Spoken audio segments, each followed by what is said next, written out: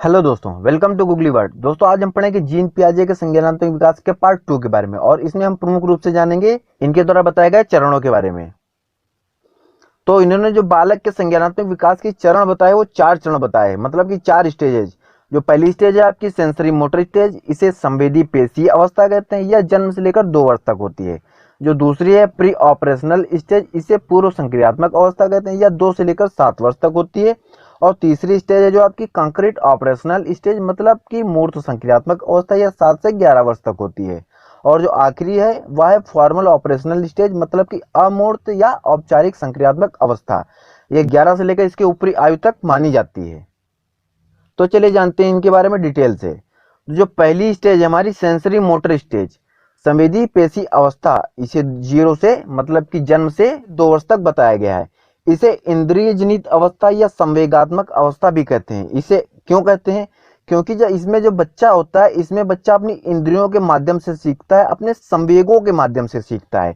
इसलिए इसे इंद्रिय जनित या संवेगात्मक गामक अवस्था भी कहते हैं। इन्हें भी याद रखना है, आपको एग्जाम में ये नाम भी देकर पूछ सकता है हिंदी में। इसमें कहा गया कि सेंसस आर टीचर, मतलब कि जो सेंस होते हैं, जो आपके संवेग होते हैं, उनके माध्यम से बच्चा सीखता है, तो इसलिए सेंसस को इसमें टीचर की संज्ञा दी गई है। सेंसस जो आपकी इंद्रियां होती हैं, वो इंद्रियों के माध्यम से सीखता है। इंद्रियां कौन सी होती हैं? आंख, कान, नाक, जीभ और त्वचा। इसमें प्रयास एवं त्रुटि का सिद्धांत लागू होता है। इसमें बच्चा क्या करता है? इसमें बच्चा प्रयत्न करता रहता है और भूल करता रहता है। तो इसका जो इसमें जो रूल लगता है वो प्रयत्न एवं भूल का सिद्धांत लगता है, ये भी याद रखना। और इसका अगला पॉइंट है ऑब्जेक्ट परफॉर्मेंस। एग्जाम की दृष्टि से बहुत ही महत्वपूर्ण हो जाता है, क्योंकि ये आपके अभी तक के सभी एग्जाम्स में पूछा जा चुका है। वस्तु स्थायित्व तो क्या होता है? वस्तु स्थायित्व होता है जब बच्चा किसी वस्तु को देखता है तो समझता है कि वह वस्तु है, और उसके सामने से यदि वह वस्तु हट जाए तो वह उस वस्तु को भूल जाता है, मतलब कि यह वस्तु नहीं है। यदि बच्चे के सामने झुनझुना बजाया जाए तो बच्चा क्या करता है? बच्चा देखता है, हंसता है। लेकिन यदि बच्चे के सामने वही झुनझुना यदि हटा दिया जाए तो बच्चा क्या करेगा? बच्चा रोने लगेगा। बच्चा यदि रोने लगेगा तो इसका मतलब ये होता है उसमें वस्तु स्थायित्व का गुण आ गया है। और यह अवस्था जो होती है आपकी 9 से लेकर 11 माह के बीच में आ जाती है, ऐसा कहा है जीन पियाजे जी ने। हालांकि यह आगे पीछे भी हो सकती है, लेकिन 9 से 11 माह के बीच में इन्होंने कहा है कि बच्चे में आ जानी चाहिए ये अवस्था। और इसमें बहुत महत्वपूर्ण ये है कि बच्चा रोना चाहिए। यदि बच्चा रोया नहीं तो इसका मतलब है उसमें वस्तु स्थायित्व का गुण नहीं आया है, मतलब कि वह वस्तुओं से अभी मोह नहीं रखता है, उसे वस्तुओं की पहचान नहीं है। तो यह होता है आपका वस्तु स्थायित्व। इसके बाद आपकी आती है प्री ऑपरेशनल स्टेज, मतलब कि पूर्व संक्रियात्मक अवस्था। इसका जो टाइम पीरियड बताया गया है वह 2 से 7 वर्ष बताया गया है। इसे 2 भागों में बांटा गया है। स्टेज ऑफ एंटीसीडेंट स्टेज, मतलब कि पूर्व प्रत्यात्मक अवस्था, यह 2 से 4 वर्ष तक होती है। और जो दूसरी आपकी स्टेज है वह स्टेज ऑफ इनिटिएटिव अंत प्रज्ञात्मक अवस्था, इसे 4 से 7 वर्ष तक बताया गया है। अब जानते हैं एंटीसीडेंट अवस्था मतलब पूर्व प्रत्यात्मक अवस्था क्या होती है। इसे जो हम बोलते हैं यह स्टेज ऑफ सर्चिंग कही जाती है, मतलब कि खोज की अवस्था कही जाती है। क्यों इसे खोज की अवस्था कही जाती है? देखिए, यदि आप कोई वस्तु पर्दे के पीछे छिपा के रख दे और बच्चा क्या करे? बच्चा उस वस्तु को पर्दे के पीछे से ढूंढ ले, ढूंढ के वह उस चीज को पा जाए, तो वह जो अवस्था होती है खोज की अवस्था कहलाती है, मतलब कि वह अवस्था पूर्व प्रत्यात्मक अवस्था हो जाएगी। और इसमें क्या होता है? इसमें बच्चे की भाषा का विकास जो होता है वह प्रारंभ हो जाता है, मतलब कि बच्चा जो है 2 से 3 अक्षर जोड़ जोड़ के सीखना चालू कर देता है। मामा, पापा, यह सब पूरी तरह से स्टार्ट कर देता है कहना। और जो आपकी इसकी सेकंड स्टेज है वह है आपकी स्टेज ऑफ इनिटिएटिव, मतलब कि अंत प्रज्ञात्मक अवस्था। इसे 4 से 7 वर्ष बताया गया। और बहुत ही जो महत्वपूर्ण है, सबसे ज्यादा जीन पियाजे के सिद्धांत में वह महत्वपूर्ण है यह अवस्था। इस अवस्था को क्रोल तथा ब्रूस ने बाल्यावस्था को समयगात्मक विकास का आदर्श काल कहा है, मतलब कि 4 से 7 वर्ष की जो अवस्था है आपकी, इसे टॉय एज कहते हैं। इसमें बच्चा क्या करता है? इसमें बच्चा खिलौनों से खेलने लगता है और वह खिलौनों के बारे में जानने लगता है, तो इसे खिलौने की आयु की अवस्था भी कहते हैं। इरिवर्सिबिलिटी, अनुत्क्रमशीलता या अपलटावी, इसका मतलब क्या होता है? जैसे बच्चे को बताया जाए कि आपकी बर्फ से आपका पानी बनता है और उससे फिर बर्फ बन जाती है। बच्चा यह चीज नहीं सीख पाएगा कि मतलब ये दोनों क्रियाएं आपस में हो जाएंगी, यह अंतर नहीं कर पाता है, इसलिए इसे बोलते हैं अपलटावी या इरिवर्सिबिलिटी। और इसके बाद में आती है ट्रांसडक्टिव रीजनिंग। ट्रांसडक्टिव रीजनिंग बच्चा लगाता है। ट्रांसडक्टिव रीजनिंग क्या होती है? इसमें बच्चा जो होता है मतलब इलॉजिकल रीजनिंग लगाता है। जैसे कहीं पर भी यदि आपको जा रहा है तो जाते जाते को पानी गिरने लगे तो को वो उस चीज से जुड़ने लगे, वो जा रहे थे तो पानी गिरने लगा। या कभी कभी को इस प्रकार से जोड़ दे कि ये भाई साहब आ रहे थे तो लाइट आ गई। इस प्रकार से हो सकता है। इलॉजिकल मतलब तर्क लगाता रहता है, मतलब जिसका कोई सर पैर नहीं होता है। तो या भी आपकी ट्रांसडक्टिव रीजनिंग भी इसी में लगती है। और बच्चा इसमें ईगोसेंट्रिक होता है, मतलब अहमवादी होता है। वह उसका यह मानना होता है कि वह जो कर रहा है वह सब सही है, उसके अलावा जो सोचता है सब उसी के अनुरूप ही सोचते हैं और वही सही है। तो ईगोसेंट्रिक का जो पॉइंट होता है वो भी आपका इसी अवस्था में आता है। उसके बाद में आती है एनिमिज्म, जीववाद। जीववाद क्या होता है? जीववाद यह होता है कि इसमें बच्चा निर्जीव वस्तुओं में भी सजीव की आशा करता है, मतलब कि बच्चे को ये नहीं पता होता कि इसमें जान नहीं है या निर्जीव है। जैसे ही बात करें कि जैसे बच्चा यदि कहीं पे गिर जाता है, छोटा बच्चा, तो उसकी माँ क्या करती है? दौड़ती हुई आती और जमीन को मारने लगती है।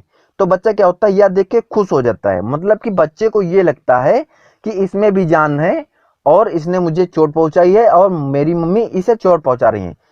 तो इस प्रकार की जो आपकी अवस्था होती है वो आपकी होती है एनिमिज्म, मतलब कि जीववाद। और उसके बाद में आता है सेंट्रेशन। सेंट्रेशन जो होता है इसे बोलते हैं केंद्रिता। अब यह क्या होती है भाई? केंद्रिता क्या होती है? तो केंद्रिता को इस प्रकार समझते हैं। देखिए, यदि बच्चे के सामने 1 किलो का बाट रखा जाए और यदि 1 किलो रुई रखी जाए तो बच्चा क्या इसमें बताएगा? बच्चा बताएगा कि जो रुई है वह ज्यादा है, वह बाट को कम बताएगा। मतलब कि जो वह चीजें देखता है, जो उसे आकार के हिसाब से दिखती है, वह उसी हिसाब से उसी को बड़ा मानता है। वह अंतर नहीं कर पाता है कि कौन सी चीज बराबर होगी, कौन सी चीज बड़ी होगी। तो वह रुई को बड़ा बताएगा, ना कि बाट को, जबकि दोनों का वेट समान ही होता है। तो यह होता है आपका सेंट्रेशन। अगली स्टेज है कॉन्क्रीट ऑपरेशनल स्टेज, मतलब कि मूर्त और संक्रियात्मक अवस्था। यह 7 से लेकर 11 वर्ष के बीच में मानी जाती है। इसमें क्या होता है? इसमें बच्चे में लॉजिक स्टार्ट हो जाते हैं, शुरू होना, मतलब कि बच्चे में तार्किक चिंतन शुरू हो जाता है।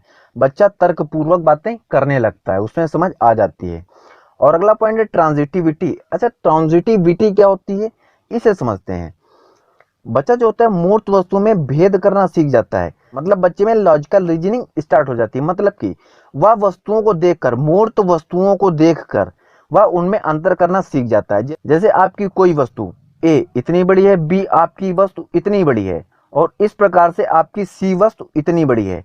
तो बच्चा क्या करेगा? बच्चा देख के समझ जाएगा कि कौन सी वस्तु छोटी है, कौन सी वस्तु बड़ी है। वह इस प्रकार से मूर्त वस्तुओं में सिर्फ अंतर कर पाएगा, वह भी अमूर्त वस्तु में अंतर नहीं कर पाएगा, मतलब कि ओरल नहीं बता पाएगा।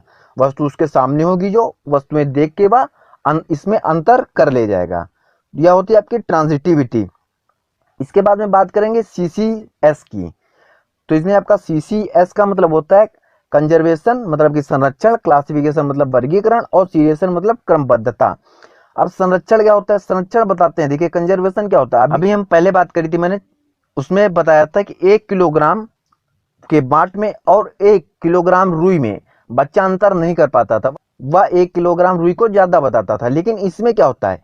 इसमें बच्चा यह समझ जाता है कि दोनों ही बराबर हैं। जो आकार है, आकार हो सकता है बड़ा हो, लेकिन उनका जो वेट है वह समान है। तो इस प्रकार से जो अंतर होता है वह अंतर करना सीख जाता है कि आकार से कुछ मतलब नहीं होता है। तो और उसके बाद में क्लासिफिकेशन। अब वर्गीकरण क्या होता है? देखिए, अगर बच्चे के सामने कुछ वस्तुएं अलग अलग प्रकार की रख दी जाएं, जैसे मान लो कुछ पेन रख दिए जाएं, उसके बाद में आपके कुछ गेंद रख दिए जाए, तो बच्चे क्या करेगा? उन चीजों को अलग अलग अगर बांटने को आ जाएगा तो बच्चा बांट देगा, पेन को अलग कर देगा, बॉल्स को अलग कर देगा। यह गुण भी बच्चे में आ जाता है। उसके बाद में क्या होता है? उसके बाद में क्रमबद्धता। अब इसी प्रकार से यदि कुछ वस्तुएं हैं, कुछ वस्तुओं को यदि कहा जाए कि छोटे से बड़े ऑर्डर में लगा दो, तो बच्चे में इतनी समझ आ जाती है कि वह छोटे से बड़े ऑर्डर में या बड़े से छोटे ऑर्डर में भी लगा सकता है, मतलब कि उसमें क्रमबद्धता का ज्ञान आ जाता है। उसके बाद में रिवर्सिबल थिंकिंग, मतलब उल्टी सोच, मतलब कि पलटावी, मतलब कि वहां पर अपलटावी हमने पढ़ा था अंतः प्रज्ञात्मक अवस्था में। और यहाँ पर पलटावी थिंकिंग मतलब कि रिवर्सिबल थिंकिंग आ जाती है। अब रिवर्सिबल थिंकिंग क्या है, यहाँ पर बच्चा क्या करेगा, यहाँ पर बच्चा यह जान जाएगा कि आइस से वाटर बनता है और वाटर से आइस बनती है। बच्चे में यह समझ आ जाएगी कि ये इन दोनों में चेंजमेंट होता रहता है। तो यह होती है आपकी मूर्त संक्रियात्मक अवस्था। इसके बाद में बात करेंगे फॉर्मल ऑपरेशनल स्टेज की, मतलब कि अमूर्त या औपचारिक संक्रियात्मक अवस्था। यह 11 से लेकर इसके ऊपर की उम्र तक माना जाता है और यह जीन पियाजे की अंतिम अवस्था मानी जाती है, अंतिम स्टेज मानी जाती है। इसमें क्या होता है, बच्चे में एब्स्ट्रैक्ट थिंकिंग का विकास शुरू हो जाता है, मतलब कि बच्चे में अमूर्त चिंतन का विकास शुरू हो जाता है। अब इसका मतलब क्या होता है, अमूर्त का मतलब होता है कि जो चीजें हमारी फीलिंग्स हैं, जो हमारी भावनाएं हैं, भावनाओं के बारे में, कल्पनाओं के बारे में बच्चा समझने लगता है, वह सीखना चालू कर देता है। एब्स्ट्रैक्ट आपने पहले भी पढ़ा होगा, ये आपकी इंग्लिश में नाउन का एक प्रकार होता है, एब्स्ट्रैक्ट नाउन। उसका मतलब होता है भाववाचक संख्या, मतलब कि जितने भाव होते हैं जो हमारे अंदर होते हैं वह सभी के सभी जब स्टार्ट हो जाते हैं, जब चिंतन स्टार्ट हो जाता है उनका, तो वो होता है आपकी एब्स्ट्रैक्ट थिंकिंग और यह आपकी फॉर्मल ऑपरेशनल स्टेज में आती है। उसके बाद में क्या होता है उसमें, इसके बाद में इस स्टेज में बच्चे में डिडक्टिव रीजनिंग जो होती है वो भी स्टार्ट हो जाती है, मतलब कि निगमनात्मक तर्क। अब इसे समझते हैं, इसमें क्या होता है, इसमें हम क्या करते हैं, इसमें बच्चा जो है नियम से उदाहरण की ओर जाता है। मतलब कि यदि हम मैथ की बात करें तो मैथ में क्या करता है, इसमें बच्चे को नियम बता दिया जाता है। जैसे बता दिया जाए कि बच्चों की अर्धवृत्त में बना कोण समकोण होता है, यह हो गया आपका नियम। इसके बाद में क्या करता है, बच्चा डेरिवेट करता है, उसको आखिरी में सूत्र प्राप्त करता है, वह नियम जानता है। उसके बाद में जो होता है उदाहरण जो होता है, आंसर जो होता है वह आखिरी में पाता है, आखिरी में सूत्र पाता है। तो यह आपका हो जाता है डिडक्टिव रीजनिंग, या भी आपकी औपचारिक संक्रियात्मक अवस्था या अमूर्त अवस्था में पाई जाती है और यह जीन पियाजे की सबसे उच्च अवस्था है। तो दोस्तों आशा करता हूं आपको क्लास समझ में आई होगी। यदि क्लास समझ में आई हो तो चैनल को सब्सक्राइब कीजिएगा, अपने दोस्तों में शेयर कीजिएगा और यदि आपका कोई कंफ्यूजन हो तो आप कमेंट बॉक्स में पूछ सकते हैं और यदि आपके पास कोई सजेशन हो तो वो भी आप हमें कमेंट बॉक्स में दे सकते हैं। तब तक के लिए थैंक यू, धन्यवाद।